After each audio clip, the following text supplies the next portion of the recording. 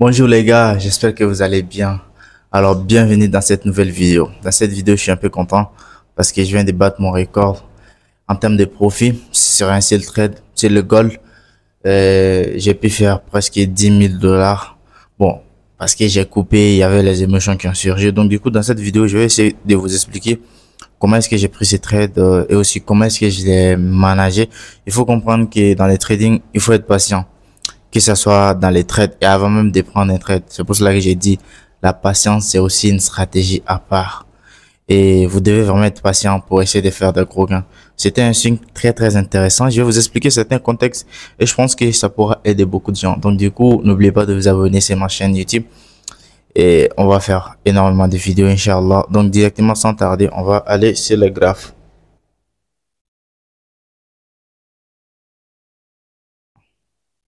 Donc vous allez voir que directement on va aller sur le graphe. On vient d'atteindre le TP.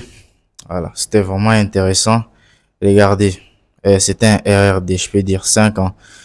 C'était un RRD 5. Donc du coup, c'était un trade vraiment intéressant. Et comment est-ce que moi j'ai détecté l'opportunité?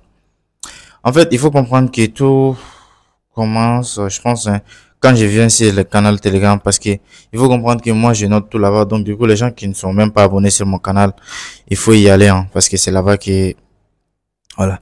Et j'ai commencé le trade, je pense les 16 mois. Le 16 mai, je me trompe pas, aujourd'hui, c'est le 22. Donc, du coup, 4 jours.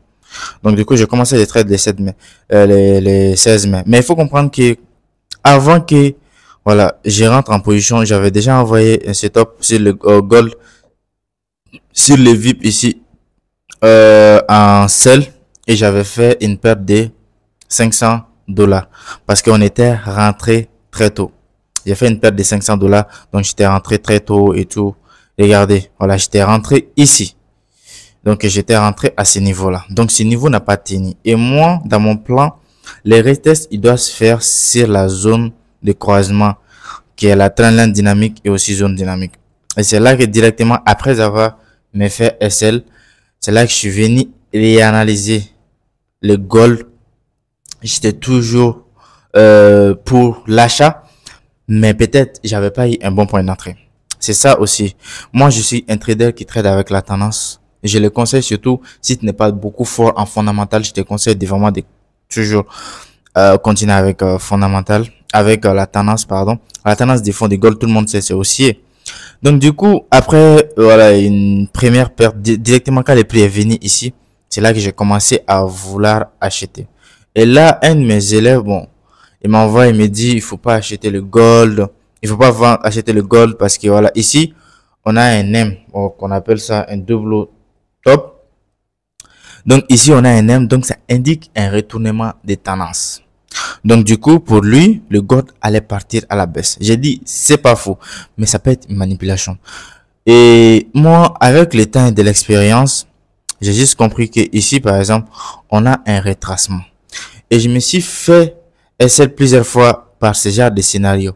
C'est pour cela que je dis dans les trading, c'est bien les formations, mais ça ne suffit pas. Il faut euh, beaucoup d'expérience pour pouvoir t'en sortir. C'est pour cela que j'ai dit, les gens qui sont pressés dans les trading, vous n'allez jamais faire de l'argent. Et tout ce que j'ai appris aujourd'hui, c'est à travers les formations. Mais l'expérience, ça n'a pas de prix. On peut pas payer ça. On peut pas payer par l'argent une expérience. Je peux dire, en fait, il les paye à travers les échecs, les nuits blanches, la persévérance. Est-ce que vous m'avez compris? Donc, du coup, il m'avait proposé ça. Et c'est là que je me suis dit, ok, moi, quand même, je vais prendre position. Parce que je faisais confiance à mon plan. Donc, du coup, ici, on a une confirmation encore. Quoi? Là, ici, on a un canal. Ici, je vais essayer de dessiner. Vous voyez, non? Ici, on a premier touché, deuxième touché. Et voilà. Les prix évoluent entre des canaux. Les canaux et tout. Donc, après une forte impulsion, le prix a fait un retracement. Après, cassé des retracements, il est venu retester. Et quand il revient retester, ça nous fait impulsion aussi au canal baissier. Cassé reteste. Donc, du coup, notre confirmation, je pouvais aller chercher ça dans des petits time frames. Time frame inférieur, M15. M15, bon, ici, vous allez voir en M15, quand je zoome un peu, ici, on a un W qui s'est fait sur la zone, ici. Donc, directement, je pouvais prendre position. Mais moi, déjà, j'étais convaincu que les prix allaient retester si la trendline dynamique et continuer la hausse. C'était les raisons techniques qui l'indiquaient et tout. Directement, moi, j'ai pris trois positions. J'ai pris trois positions avec 0,05. Avec un petit stop loss. Je me disais que ici, ça me fait SL. Voilà, ça va être un SL vraiment très serré. Et c'est là que je me suis retrouvé à faire ce genre de profits. Déjà, la première des choses, il faut vous fier au retournement des tendances. Trader toujours la tendance. Surtout, moi, j'ai compris que le gold, c'est mieux lorsque tu es en bas et qu'en sell. Parce que le gold, la tendance de fond est haussière. Avec la géopolitique et les conditions économiques ne sont pas vraiment favorables pour vendre le gold. Donc, du coup, il faut faire très attention. Le gold, il peut faire des retracements, mais si le long terme, il va toujours continuer sa hausse. Est-ce que vous comprenez un peu? Donc, c'était un peu ça. C'était un trade quand même pour moi. C'est simple. Regardez, c'est toujours en train d'exploser à la hausse. C'est toujours en train de partir à la hausse. Donc, du coup, c'est vraiment intéressant ce genre de trade. C'est vraiment intéressant. Je sais pas, peut-être on aura une cassure. Après une cassure, un retest ici, c'est la zone encore. Et on va partir. Et on va partir jusqu'à 3600 les gold. On va partir jusqu'à 3600. Qui sait? Le Bitcoin a atteint 110 000 aujourd'hui. Donc, du coup, vous allez voir. Donc, ce sont tous des valeurs refuges. Donc, du coup, après, j'ai aussi envoyé une analyse sur EURUSD, si je me trompe pas, en achat. Voilà, vous allez voir que déjà, ça sonne bien. C'est déjà, nous sommes en profit. On a un RR de 1.4. Ici, je dois me faire 2000 euros si ça touche les TV. Donc, directement, je suis en train de manager les trades. Je me suis mis à B et tout. Donc, on reste patient. On reste patient. C'est des shing, donc il faut rester vraiment patient. Ici aussi, on a Eurocad qui n'est pas venu nous chercher. Et ici, on a GBP ISD qui est déjà parti. Donc, du coup, voilà l'analyse qui m'a permis de faire presque 10 000 dollars. Et je suis content, je suis satisfait parce que tout simplement, j'ai respecté mon plan. Après une perte, je me suis dit, ok, ça fait partie déjà. J'ai perdu que 1%, 500 dollars.